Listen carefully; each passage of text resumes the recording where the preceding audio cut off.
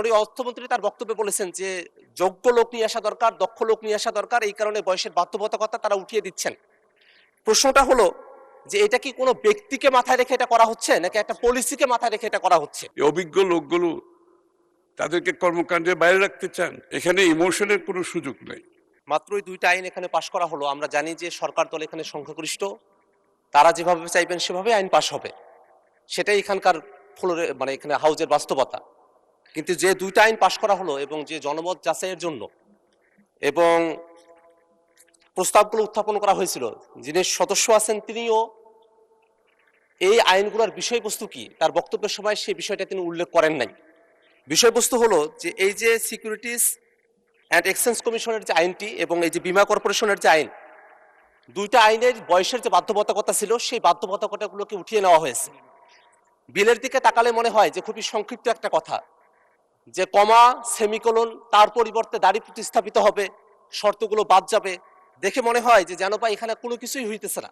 কিন্তু বাস্তবতা হলো এই যে সিকিউরিটিজ অ্যান্ড এক্সচেঞ্জ কমিশন, সেখানে 65 বছরের একটা বাধ্যবাধকতা ছিল চেয়ারম্যান এবং সদস্যদের ক্ষেত্রে, এবং বীমা উন্নয়ন ও নিয়ন্ত্রণ কর্তৃপক্ষ সেখানে 67 বছরের একটা বাধ্যবাধকতা ছিল। বিষয়টি হলো মাননীয় অর্থমন্ত্রী তার বক্তব্যে বলেছেন যে যোগ্য লোক নিয়ে আসা দরকার, দক্ষ লোক নিয়ে আসা দরকার, এই কারণে বয়সের বাধ্যবাধকতা তারা উঠিয়ে দিচ্ছেন। প্রশ্নটা হলো যে এটা কি কোনো ব্যক্তিকে মাথায় রেখে এটা করা হচ্ছে নাকি একটা পলিসিকে মাথায় রেখে এটা করা হচ্ছে? আমাদের যেটা ধারণার বিষয়, যেভাবে বাংলাদেশ ব্যাংকে একটা নিয়োগ হয়েছে সেভাবে যদি কোনো বিশেষ ব্যক্তিদেরকে মাথায় রেখে এই আইনে বয়সের যে বাধ্যবাধকতা ছিল সেটাকে যদি উঠিয়ে দেওয়া হয়, তাহলে মাননীয় মন্ত্রী যেমন দক্ষ এবং যোগ্য লোকের কথা বলেছেন সেই জায়গাটাতে কিন্তু একটা কন্ট্রাডিকশন তৈরি করবে। আইন পাশ হয়ে গেছে, কিন্তু আমরা বিরোধী দলের পক্ষ থেকে আমাদের কনসার্নগুলো এখানে জানিয়ে রাখছি এই কারণেই, কারণ বিএনপি সরকার 2001-এ যখন ক্ষমতায় এসেছিলেন, তারা তত্ত্বাবধায়ক সরকারের নিজেদের মতো করে উপদেষ্টা বানানোর জন্য প্রধান বিচারপতির বয়স যখন 65 থেকে 67 করেছিলেন, তারপরে একটা দীর্ঘ ভোগান্তি জাতিকে আমাদের পোহাতে হয়েছিল।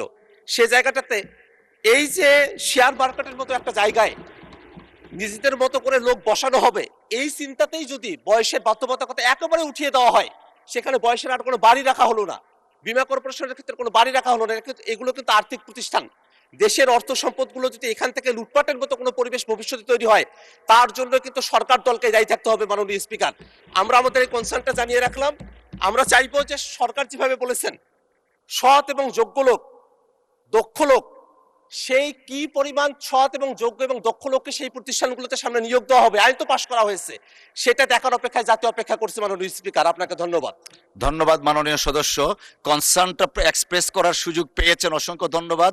এই ব্যাপারে মাননীয় অর্থমন্ত্রী আপনি কিছু বলার থাকলে বলতে পারেন প্লিজ। আমার মনে হয় মাননীয় স্পিকার, আমার বক্তব্যে আমি পরিষ্কার করেছি এই বিলগুলো কেন আনা হয়েছে, পরিষ্কারভাবে বলা হয়েছে। আপনার এই বিলটা যখন 93-তে হলো, সিকিউরিটি অ্যান্ড এক্সচেঞ্জ কমিশন, তখন গড় বয়স ছিল 57 বছর মাননীয় স্পিকার। এখন গড় বয়স হচ্ছে 72 বছর। আপনি কি এই লোকগুলোকে কর্মকাণ্ডের বাইরে রাখতে চান? বাংলাদেশের এই নাগরিকগুলোকে, এই অভিজ্ঞ লোকগুলো, তাদেরকে কর্মকাণ্ডের বাইরে রাখতে চান? কোথায় 57 বছর, এখন 72 বছর। এই ডিফারেন্সটা এর মধ্যে যারা আছে তাদেরকে তো আমরা বাইরে রাখতে পারবো না। দ্বিতীয় কথা হচ্ছে, বিশ্বের প্রায় প্রত্যেকটি দেশে যেখানে সাকসেসফুলি এই security and exchange commission operate করছে, তাদের এখানে কোনো এজ বার নাই, তাদের এখানে কোনো এজ বার নেই, এবং তারা সফলভাবে এগুলো পরিচালনা করছে। এবং এখানে যেখানে যোগ্যতা অভিজ্ঞতার প্রশ্ন থাকবে, এই সমস্ত প্রফেশনাল অর্গানাইজেশনে আপনি এজ বার দিলে আপনি একটা লিমিটেশন করে দিচ্ছেন যোগ্য ব্যক্তিদের কাজ করার ক্ষেত্রে। সেটা তো আমরা চাচ্ছি না। সেটা বিমার ক্ষেত্রেও প্রযোজ্য, সেটা যে কোনো প্রতিষ্ঠানের প্রযোজ্য।